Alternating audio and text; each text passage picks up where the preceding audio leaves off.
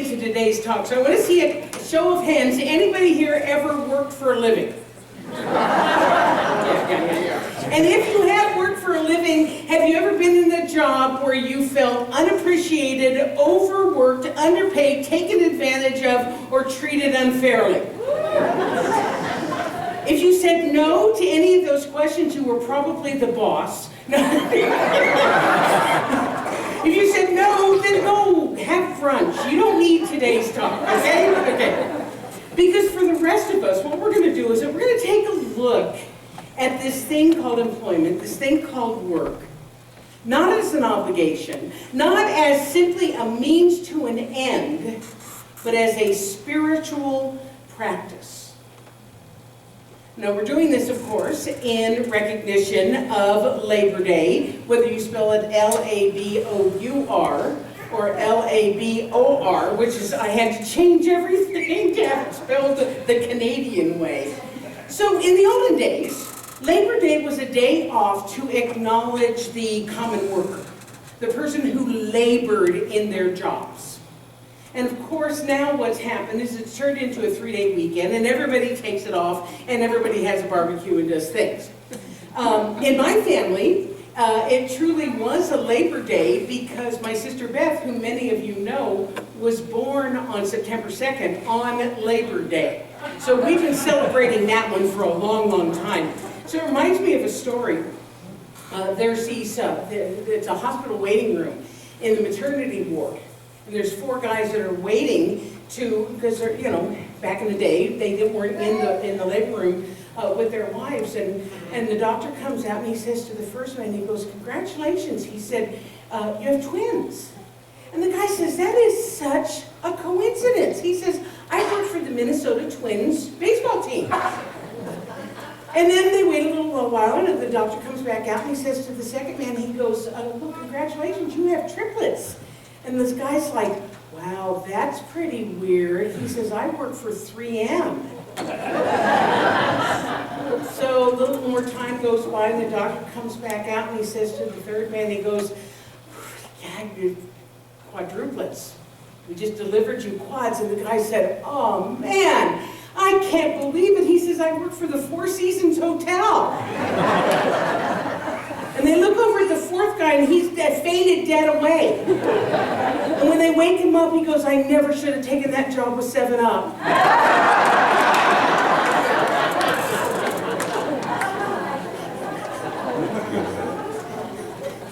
Okay, we're going to take a look at the word labor, however you spell it, and see if we can understand where maybe some of our attitudes about work came from.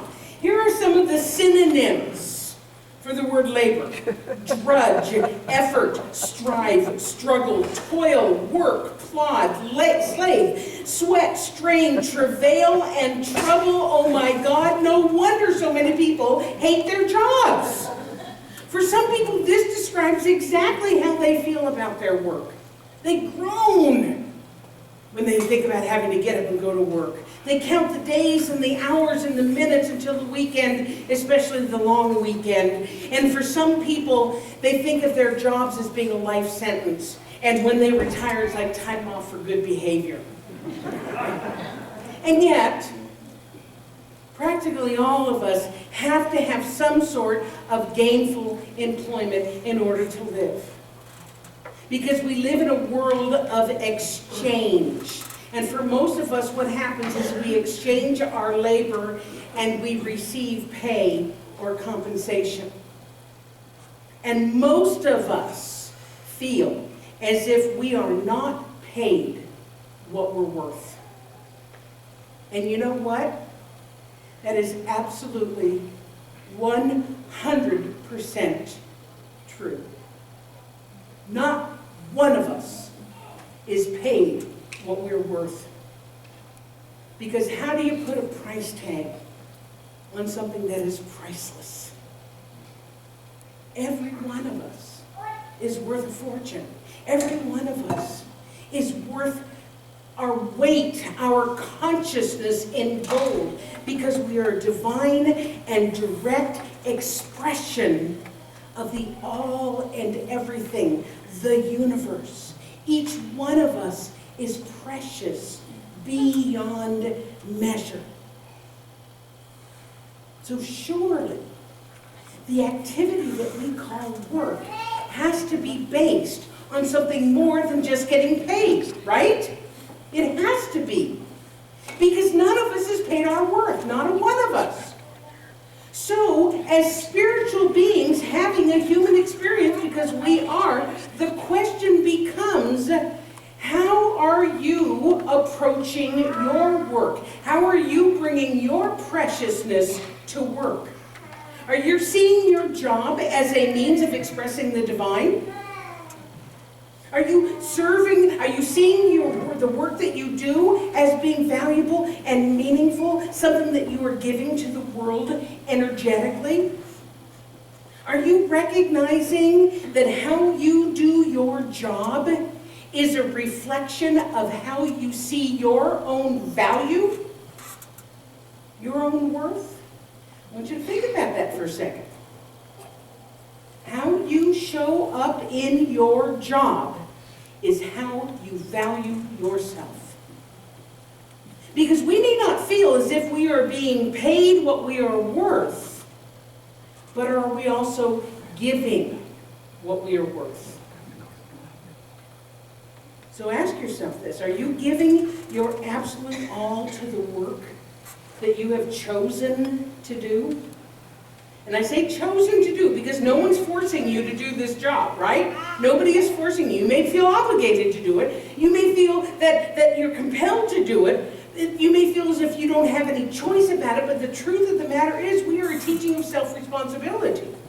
We believe that what we choose to do, how we act, and where we work is our choice. Yes? Yes. Okay. So Ernest Holmes, our founder, had this to say. He said, man is free to choose anything which he wishes, but he must accept the responsibility for his choices, because inexorable law will create his experiences according to his choices. Inexorable law will create our experience according to our choices. So ask yourself this: what are you choosing to say about your work? What are you choosing to think about while you're there? Are you railing about how unappreciated you are, how underpaid you are, how everybody you work with is a jerk?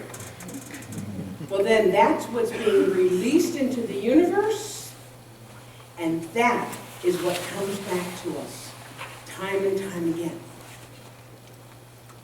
On the other hand, if we think about the work and what we do, regardless of what it is, as an homage to God, as an expression of love, then we can turn any situation around like that simply by changing our attitude about it, or changing our minds about it, changing our words about it.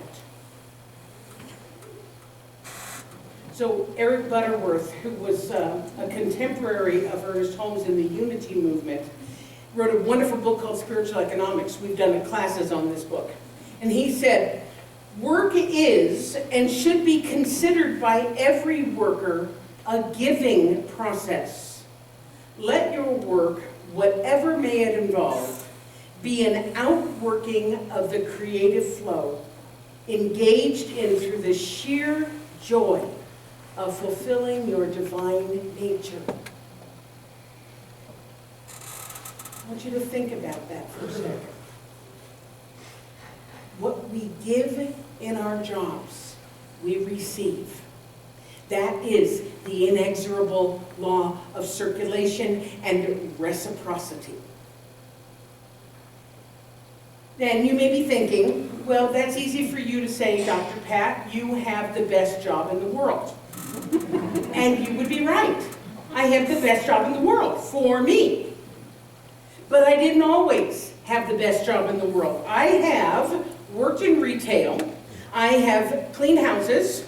I have stuffed envelopes for a living. I've been a gas station cashier, and been an administrative assistant. I've been a bartender and a switchboard operator. A switchboard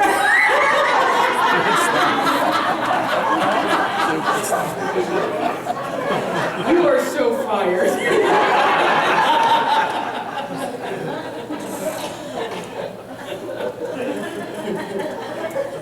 I've had to answer to multiple demanding bosses. I've worked for a crazy man and his son-in-law. In fact, I share this with my students when we talk about this. This is an honest-to-God truth. Every boss I had for years was a jerk. And there were several different ones.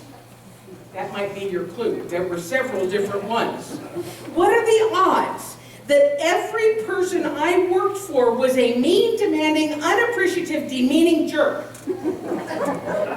Huh? Or is it possible that maybe the odds were pretty good that all my bosses were jerks because maybe I was the common denominator? Was it possible that maybe I had an attitude of entitlement? I had that attitude of being underappreciated and that I expected far more than I was willing to give. Because the truth was, it wasn't until I shifted my attitude about work from being a victim to being self-responsible, from being a taker to being a giver, that my experience with work and with bosses changed. And interesting, when I changed how I was choosing to show up in the job, the kind of jobs that I had also changed. That is how I manifested the world's best job. By learning to appreciate what I was currently doing and seeing it as a spiritual practice, as a way of giving of my divine self. Eric Butterworth also had this. See your work not just as a place to tediously make a living, but an opportunity to joyously live your making.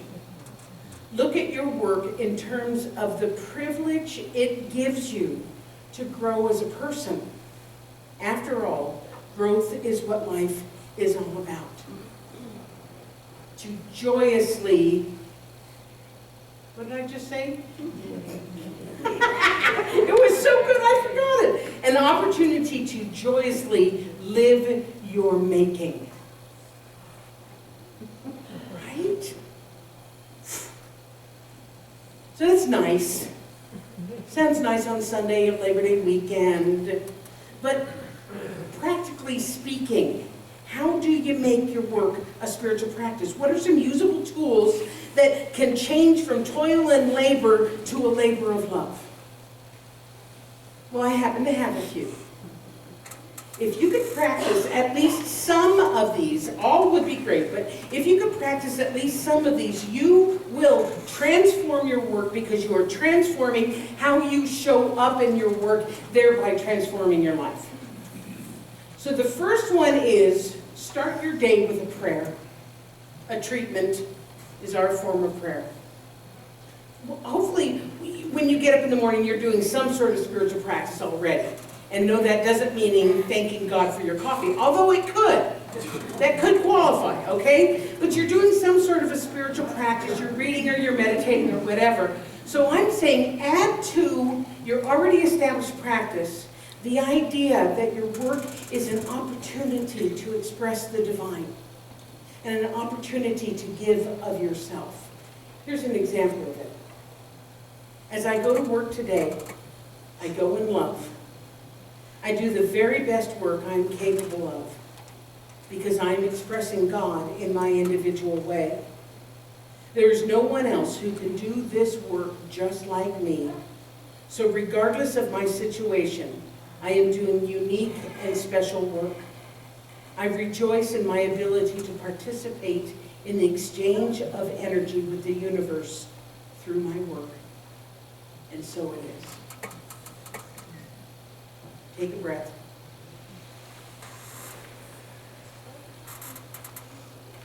The next one is, throughout the day, remind yourself of this spiritual truth. For every activity you do, say an affirmation or a statement of truth. For instance, when you answer the phone, this one really works, folks. When you answer the phone, I don't care how harried you might be, you pick up the phone and you're thinking to yourself, this is God I'm talking to. This is God on the other end of the line. This is God talking to God. Talking to someone else. When you're given a new assignment, say to yourself, I'm grateful for this opportunity to grow and learn. If things get difficult or frustrating, use an affirmation to remember the truth. Something as simple as, I am one with life and life is working through me now. Yes, that's easy. I choose love over this situation. I'm grateful for my life and my choices, or even, thank God, I've only got 2 more hours to go. Do what you have to do to remember who you are and why you are here, which is to express the divine as you. The next one is really sweet. Most of you do this already, I suspect, and that is to keep a visual reminder of spirit in your work area. Now, I suspect most of you have pictures of your kids or your family or your pets or something like that. We like to keep them in our loving thoughts when we're working. Well, so too with spirit. The reminder, it doesn't have to be conspicuous. It doesn't have to be an altar. It could simply be a picture of something lovely in nature that when you look at it, you go, oh yeah, I know that. It's someplace you long to go or someplace you went that just filled your heart. Maybe it's a beautiful piece of art that inspires you. What other people will see is a pretty picture. What you will see is a reminder of the beauty and the promise of the universe. The next one is, do the best job you can, regardless of who notices. Once again, it goes back to the reason that we're working. If the reason that we're working is simply for our pay, then of course we want our boss to notice that we're doing a good job.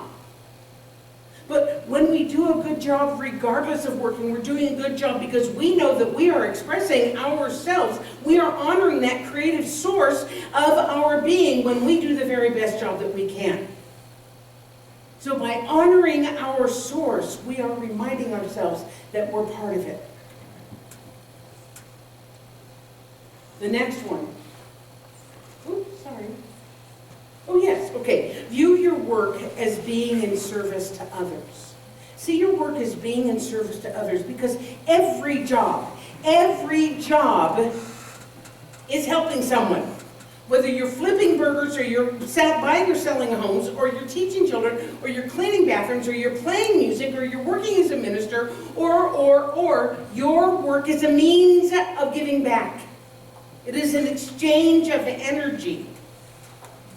And we all know that when we give of ourselves freely and in service to others, it comes back to us. That is the law of cause and effect. And the final one is work hard, but don't be a workaholic. In other words, don't make your work your entire identity. Because not only, it's one of the ways that you're expressing yourself in life, but it's not the only way that you're expressing yourself in life. So you need to take time off for yourself, for your family, for your friends. Taking time off, folks, is a spiritual practice. Why do you think I do it so much? Seriously, even the Christian Bible tells you to take the Sabbath, right? So work when it's appropriate to work, and play when it's appropriate to play, and rest when it's appropriate to rest. Because life and work is about balance, and we live in a balanced universe. So if you follow these few steps, and if anybody wants these, there's lots of ways to get them. Email me, and I'll send it to you. Or you can watch the talk on YouTube, starting probably Tuesday evening. If you want to get these, you can take a picture of it, whatever. Because if you follow these steps, or just have that reminder, it is absolutely possible to turn your work into a spiritual practice. Because the truth is, when we see God in everything, everything becomes spiritual practice. Saint Jose Maria Escriva wrote this: God exists for us every day, in the laboratory, in the operating theater, in the army barracks, in the university chair, in the factory, in the workshops, in the fields, in the home, and in all the immense panorama of work. Understand this well. There is something holy, something divine, hidden even in the most ordinary situations. And it is up to each one of us to discover and reveal it. So go discover your holy and your divine opportunity to express spirit in your workplace. And just watch as it flows back to you. Because the truth is, you cannot outgive God. So go enjoy yourself in this labor of love, especially this weekend. Thank you all for being here today, and so it is.